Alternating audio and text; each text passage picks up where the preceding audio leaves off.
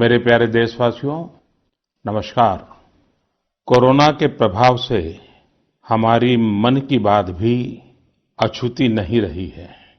जब मैंने पिछली बार आपसे मन की बात की थी, तब पैसेंजर ट्रेनें बंद थी, बसें बंद थी, हवाई सेवा बंद थी। इस बार बहुत कुछ खुल चुका है। श्रमिक स्पेशल ट्रेनें चल रही हैं, अन्य स्पेशल ट्रेनें भी शुरू हो गई हैं। तमाम सावधानियों के साथ हवाई जहाज उड़ने लगे हैं। धीरे धीरे उद्योग भी चलना शुरू हुआ है।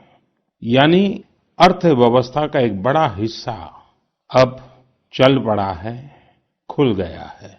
ऐसे में हमें और ज्यादा सतर्क रहने की आवश्यकता है। 2 गज की दूरी का नियम हो, मुंह पर मास्क लगाने की बात हो सके वहां तक घर में रहना हो, ये सारी बातों का पालन, उसमें जरा भी ढिलाई नहीं बरतनी चाहिए। देश में सबके सामूहिक प्रयासों से कोरोना के खिलाफ लड़ाई बहुत मजबूती से लड़ी जा रही है। जब हम दुनिया की तरफ देखते हैं तो हमें अनुभव होता है कि वास्तव में भारतवासियों की उपलब्धि कितनी बड़ी है। हमारी जनसंख्या ज्यादातर देशों से कई गुना ज्यादा है।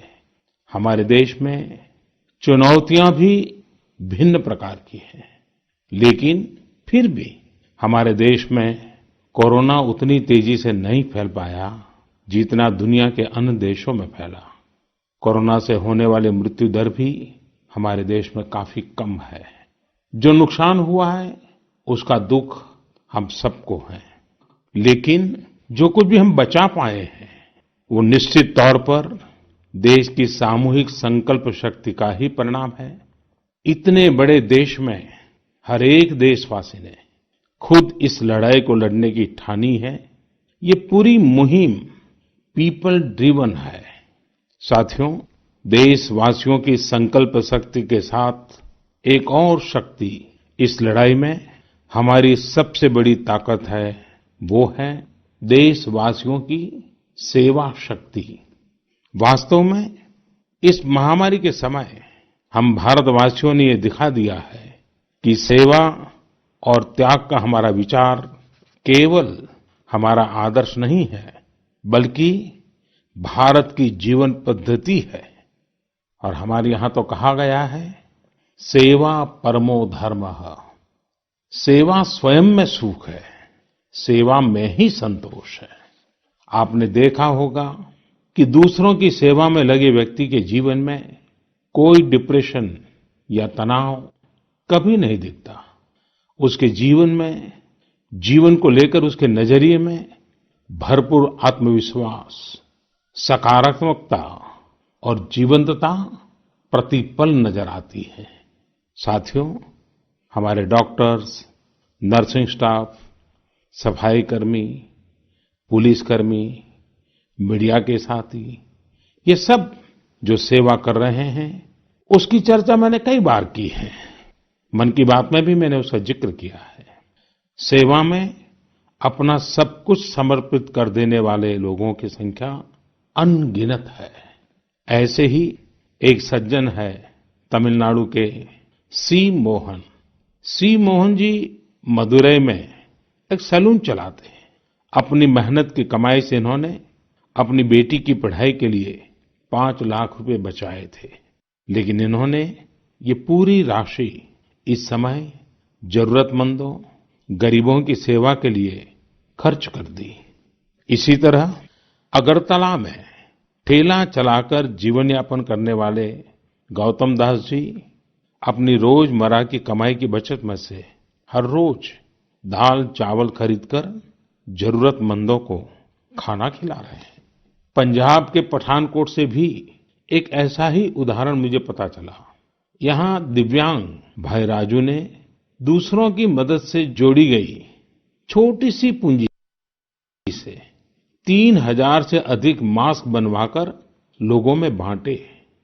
भाई राजू ने इस मुश्किल समय में करीब 100 परिवारों के लिए खाने का राशन भी जुटाया। देश के सभी इलाकों से विमेन सेल्फ हेल्प ग्रुप के परिश्रम की भी अनगिनत कहानियां इन दिनों हमारे सामने आ रही है।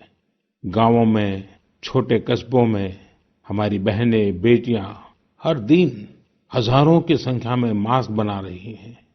तमाम सामाजिक संस्थाएं भी इस काम में इनका सहयोग कर रही हैं। साथियों, ऐसे कितने ही उदाहरण हर दिन दिखाई और सुनाई पड़ रहे हैं। कितने ही लोग खुद भी मुझे नमो ऐप और अन्य माध्यमों के जरिए अपने प्रयासों के बारे में बता रहे हैं। कई बार समय की कमी के चलते मैं बहुत से लोगों का, बहुत से संगठनों का, बहुत सी संस्थाओं का नाम नहीं ले पाता हूँ। सेवाभाव से लोगों की मदद कर रहे ऐसे सभी लोगों की मैं प्रशंसा करता हूँ, उनका आदर करता हूँ, उनका तहे दिल से अभिनंदन करता हूँ। मेरे प्यारे देशवासियों, एक और बात जो मेरे मन को छू गई है, वो है संकट की इस घड़ी में इनोवेशन। तमाम देशवासी गांवों से लेकर शहरों तक, हमारे छोटे व्यापारियों से लेकर स्टार्टअप तक, हमारी लैब्स कोरोना के खिलाफ लड़ाई में नए-नए तरीके इजाद कर रहे हैं, नए-नए इनोवेशन कर रहे हैं। जैसे नासिक के राजेंद्र यादव का उदाहरण बहुत दिलचस्प है। राजेंद्र जी नासिक में सतना गांव के किसान हैं। अपने गांव को कोरोना संक्रमण से बचाने के लिए उन्होंने अपने ट्रैक्टर से जोड़कर एक सैनिटाइजेशन मशीन बना ली है और ये इनोवेटिव मशीन बहुत प्रभावी तरीके से काम कर रही है। इसी तरह मैं सोशल मीडिया में कई तस्वीरें देख रहा था। कई दुकानदारों ने 2 गज की दूरी के लिए दुकान में बड़े पाइपलाइन लगा लिए हैं, जिसमें एक छोर से वो ऊपर से सामान डालते हैं और दूसरी छोर से ग्राहक अपना सामान ले लेते हैं। इस दौरान पढ़ाई के क्षेत्र में भी कई अलग-अलग इनोवेशन शिक्षकों और छात्रों ने मिलकर किए हैं।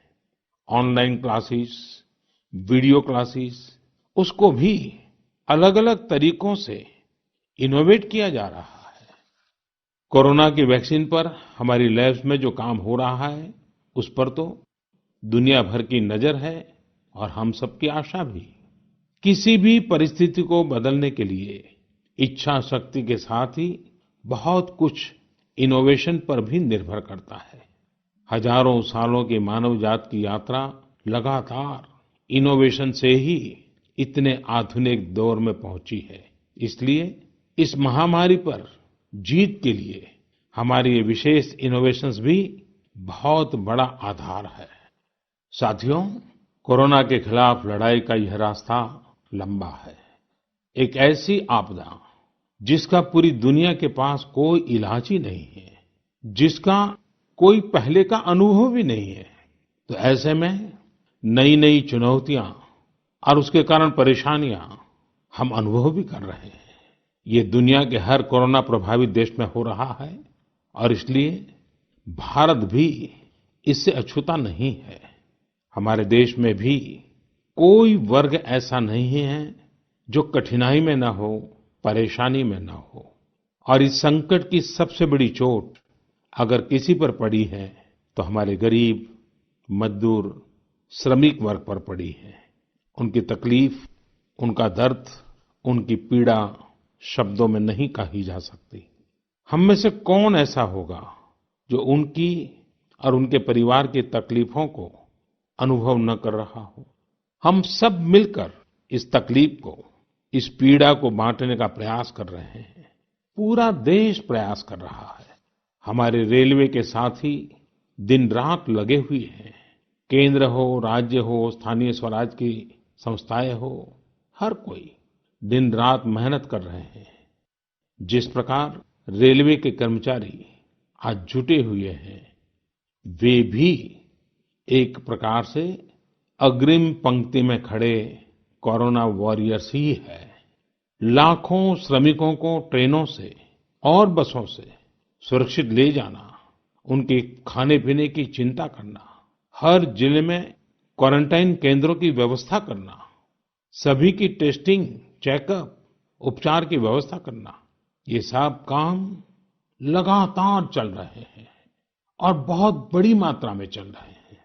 लेकिन साथियों, जो दृश्य आज हम देख रहे हैं, इससे देश को अतीत में जो कुछ हुआ, उसके अवलोकन और भविष्य के लिए सीखने का अवसर भी मिला है।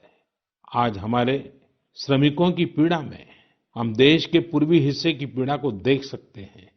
जिस पूर्वी हिस्से में देश का ग्रोथ इंजन बनने की क्षमता है, जिसके श्रमिकों के बाहुबल में देश को नई ऊंचाई पर ले जाने का सामर्थ्य है, उस पूर्वी हिस्से का विकास बहुत आवश्यक है। पूर्वी भारत के विकास से ही देश का संतुलित आर्थिक विकास संभव है। देश ने जब मुझे सेवा का अवसर दिया, तभी से हमने पूर्वी भारत के विकास को प्राथमिकता दी है। मुझे संतोष है कि बीते वर्षों में इस दिशा में बहुत कुछ हुआ है और अब प्रवासी मजदूरों को देखते हुए बहुत कुछ नए कदम उठाना भी आवश्यक हो गया है और हम लगातार उस दिशा में आगे बढ़ रहे हैं। जैसे कहीं श्रमिकों की स्किल मैपिंग का काम हो रहा है, कहीं स्टार्टअप्स इस काम में जुटे हैं, कहीं माइग्रेशन कमीशन बनाने की बात हो रही है।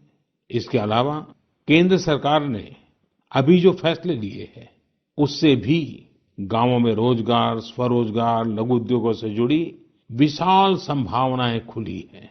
ये फैसले इन स्थितियों के समाधान के लिए हैं, आत्मनिर्भर भारत के लिए हैं। अगर हमारे गांव आत्मनिर्भर होते, हमारे कस्बे, हमारे जिले, हमारे राज्य आत्मनिर्भर होते, तो अनेक समस्याओं ने वो रूप नहीं लिया होता जिस रूप में वो आज हमारे सामने खड़ी है। लेकिन अंधेरे से रोशनी की ओर बढ़ना मानव स्वभाव है। तमाम चुनौतियों के बीच मुझे खुशी है कि आत्मनिर्भर भारत पर आज देश में व्यापक मंथन शुरू हुआ है। लोगों ने अब इसे अपना अभियान बनाना शुरू किया है। इस मिशन का नेतृत्व देशवासी अपने हाथ में ले रहे हैं। बहुत से लोगों ने तो ये भी बताया है कि उन्होंने जो जो सामान उनके इलाके में बनाए जाते हैं, उनकी एक पूरी लिस्ट बना ली है। ये लोग अब इन लोकल प्रोडक्ट्स को ही खरीद रहे हैं और वोकल फॉर लोकल को प्रमोट भी कर रहे हैं। मेक इन इंडिया को बढ़ावा मिले, इसके लिए सब कोई अपना अपना संकल्प जता रहा है। बिहार के हमारे एक साथी श्रीमान हिमांशु ने मुझे नमो ऐप पर लिखा है कि वो एक ऐसा दिन देखना चाहते हैं जब भारत विदेश से आने वाले आयात को कम से कम कर दे। चाहे पेट्रोल, डीजल, ईंधन का आयात हो, इलेक्ट्रॉनिक आइटम्स का आयात हो, यूरिया का आयात हो या फिर खाद्य तेल का आयात हो। मैं उनकी भावनाओं को समझता हूँ। हमारे देश में कितनी ही ऐसी चीजें बाहर से आती हैं जिन पर हमारे ईमानदार टैक्स पेयर्स का पैसा खर्च होता है, जिनका विकल्प हम आसानी से भारत में तैयार कर सकते हैं। असम के सुदीप ने मुझे लिखा है कि वो महिलाओं के बनाए हुए लोकल बैम्बू प्रोडक्ट्स का व्यापार करते हैं और उन्होंने तय किया है कि आने वाले 2 वर्ष में वे अपने बैम्बू प्रोडक्ट को एक ग्लोबल ब्रांड बनाएंगे। मुझे पूरा भरोसा है आत्मनिर्भर भारत अभियान इस दशक में देश को नई ऊंचाई पर ले जाएगा। मेरे प्यारे देशवासियों, कोरोना संकट के इस दौर में मेरी विश्व के अनेक नेताओं से बातचीत हुई है, लेकिन मैं एक सीक्रेट जरूर आज बताना चाहूंगा। विश्व के अनेक नेताओं की जब बातचीत होती है तो मैंने देखा इन दिनों उनकी बहुत ज्यादा दिलचस्पी योग और आयुर्वेद के संबंध में होती है। कुछ नेताओं ने मुझसे पूछा कि कोरोना के इस काल में ये योग और आयुर्वेद कैसे मदद कर सकते हैं। साथियों, अंतर्राष्ट्रीय योग दिवस जल्द ही आने वाला है। योग जैसे जैसे लोगों के जीवन से जुड़ रहा है, लोगों में अपने स्वास्थ्य को लेकर जागरूकता भी लगातार बढ़ रही है। अभी कोरोना संकट के दौरान भी ये देखा जा रहा है कि हॉलीवुड से हरिद्वार तक घर में रहते हुए लोग योग पर बहुत गंभीरता से ध्यान दे रहे हैं। हर जगह लोगों ने योग और उसके साथ साथ आयुर्वेद के बारे में और ज्यादा जानना चाहा है, उसे अपनाना चाहा है। कितने ही लोग जिन्होंने कभी योग नहीं किया, वे भी या तो ऑनलाइन योग क्लास से जुड़ गए हैं या फिर ऑनलाइन वीडियो के माध्यम से भी योग सीख रहे हैं। सही में योग कम्युनिटी, इम्यूनिटी और यूनिटी सबके लिए अच्छा है। साथियों, कोरोना संकट के इस समय में योग आज इसलिए भी ज्यादा अहम है क्योंकि ये वायरस हमारे रेस्पिरेटरी सिस्टम को सबसे अधिक प्रभावित करता है। योग में तो रेस्पिरेटरी सिस्टम को मजबूत करने वाले कई तरह के प्राणायाम है, जिनका असर हम लंबे समय से देखते आ रहे हैं। ये टाइम टेस्टेड टेक्निक्स हैं, जिसका अपना अलग महत्व है। कपालभाति और अनुलोम विलोम प्राणायाम से अधिकतर लोग परिचित होंगे, लेकिन भस्त्रिका, शीतली, भ्रामरी जैसे कई प्राणायाम के प्रकार है, जिसके अनेक लाभ भी है। वैसे आपके जीवन में योग को बढ़ाने के लिए आयुष मंत्रालय ने भी इस बार एक अनोखा प्रयोग किया है। आयुष मंत्रालय ने माय लाइफ माय योग नाम से अंतर्राष्ट्रीय वीडियो ब्लॉग उसकी प्रतियोगिता शुरू की है। भारत ही नहीं, पूरी दुनिया के लोग इस प्रतियोगिता में हिस्सा ले सकते हैं। इसमें हिस्सा लेने के लिए आपको अपना 3 मिनट का एक वीडियो बना करके अपलोड करना होगा। इस वीडियो में आप जो योग या आसन करते हुए वो करते हुए दिखाना है और योग से आपके जीवन में जो बदलाव आया है उसके बारे में भी बताना है। मेरा आपसे अनुरोध है, आप सभी इस प्रतियोगिता में अवश्य भाग लें और इस नए तरीके से अंतर्राष्ट्रीय योग दिवस में आप हिस्सेदार बनिए। साथियों, हमारे देश में करोड़ों करोड़ गरीब दशकों से एक बहुत बड़ी चिंता में रहते आए हैं। अगर बीमार पड़ गए तो क्या होगा? अपना इलाज कराएं या फिर परिवार के लिए रोटी की चिंता करें? इस तकलीफ को समझते हुए इस चिंता को दूर करने के लिए ही करीब 1.5 साल पहले आयुष्मान भारत योजना शुरू की गई थी। कुछ ही दिन पहले आयुष्मान भारत के लाभार्थियों की संख्या 1 करोड़ के पार हो गई है। 1 करोड़ से ज्यादा मरीज मतलब देश के 1 करोड़ से अधिक परिवारों की सेवा हुई है। 1 करोड़ से ज्यादा मरीज का मतलब क्या होता है मालूम है? 1 करोड़ से ज्यादा मरीज मतलब नॉर्वे जैसा देश, सिंगापुर जैसा देश, उसकी जो टोटल जनसंख्या है उससे 2 गुना लोगों को मुफ्त में इलाज दिया गया है। अगर गरीबों को अस्पताल में भर्ती होने के बाद इलाज के लिए पैसे देने पड़ते, इनका मुफ्त इलाज नहीं हुआ होता, तो उन्हें एक मोटा-मोटा अंदाज है करीब-करीब 14,000 करोड़ रुपए से भी ज्यादा अपनी जेब से खर्च करने पड़ते हैं। आयुष्मान भारत योजना ने गरीबों के पैसे खर्च होने से बचाए हैं। मैं आयुष्मान भारत के सभी लाभार्थियों के साथ-साथ मरीजों का उपचार करने वाले सभी डॉक्टरों, नर्सेज और मेडिकल स्टाफ को भी बधाई देता हूं। आयुष्मान भारत योजना के साथ एक बहुत बड़ी विशेषता पोर्टेबिलिटी की सुविधा भी है। पोर्टेबिलिटी ने देश को एकता के रंग में रंगने में भी मदद की है। यानी बिहार का कोई गरीब अगर चाहे तो उसे कर्नाटका में भी वही सुविधा मिलेगी जो उसे अपने राज्य में मिलती। इसी तरह महाराष्ट्र का कोई गरीब चाहे तो इस इलाज की वही सुविधा तमिलनाडु में मिलती। इस योजना के कारण किसी क्षेत्र में जहां स्वास्थ्य की व्यवस्था कमजोर है, वहां के गरीब को देश के किसी भी कोने में उत्तम इलाज कराने की सहूलियत मिलती है। साथियों, आप ये जानकर हैरान रह जाएंगे कि 1 करोड़ लाभार्थियों में से 80% लाभार्थी देश के ग्रामीण इलाकों के हैं। इनमें भी करीब-करीब 50% लाभार्थी हमारी माताएं, बहनें और बेटियां हैं। इन लाभार्थियों में ज्यादातर लोग ऐसी बीमारियों से पीड़ित थे जिनका इलाज सामान्य दवाओं से संभव नहीं था। इनमें से 70% लोगों की सर्जरी की गई है। आप अनुमान लगा सकते हैं कि कितनी बड़ी तकलीफों से इन लोगों को मुक्ति मिली है। मणिपुर के चुराचांदपुर में 6 साल के बच्चे केलेनसांग, उसको भी इसी तरह आयुष्मान योजना से नया जीवन मिला है। केलेनसांग को इतनी छोटी उम्र में ब्रेन की गंभीर बीमारी हो गई। इस बच्चे के पिता दिहाड़ी मजदूर हैं और मां बुनाई का काम करती हैं। ऐसे में बच्चे का इलाज कराना बहुत कठिन हो रहा था, लेकिन आयुष्मान भारत योजना से अब उनके बेटे का मुफ्त इलाज हो गया है। कुछ इसी तरह का अनुभव पुडुचेरी की अमूर्था वल्ली जी का भी है। उनके लिए भी आयुष्मान भारत योजना संकट मोचक बनकर आई है। अमूर्था वल्ली जी के पति की हार्ट अटैक से दुखद मृत्यु हो चुकी है। उनके 27 साल के बेटे जीवा को भी हार्ट की बीमारी थी।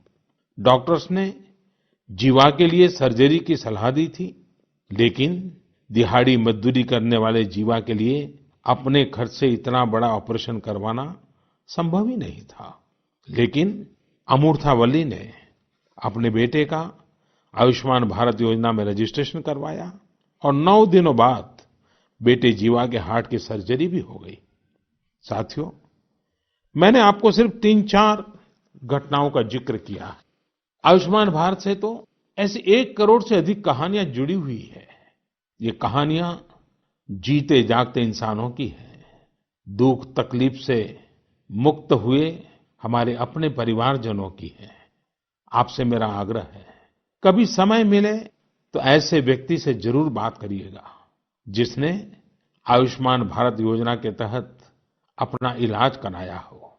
आप देखेंगे कि जब एक गरीब बीमारी से बाहर आता है तो उसमें गरीबी से लड़ने की भी ताकत नजर आने लगी है।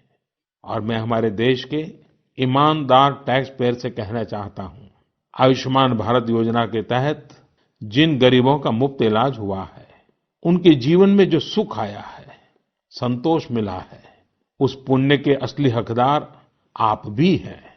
हमारा ईमानदार टैक्स पेयर भी इस पुण्य का हकदार है। मेरे प्यारे देशवासियों, एक तरफ हम महामारी से लड़ रहे हैं तो दूसरी तरफ हमें हाल में पूर्वी भारत के कुछ हिस्सों में प्राकृतिक आपदा का भी सामना करना पड़ा है। पिछले कुछ हफ्तों के दौरान हमने पश्चिम बंगाल और उड़ीसा में सुपर साइक्लोन अम्फान का कहर देखा।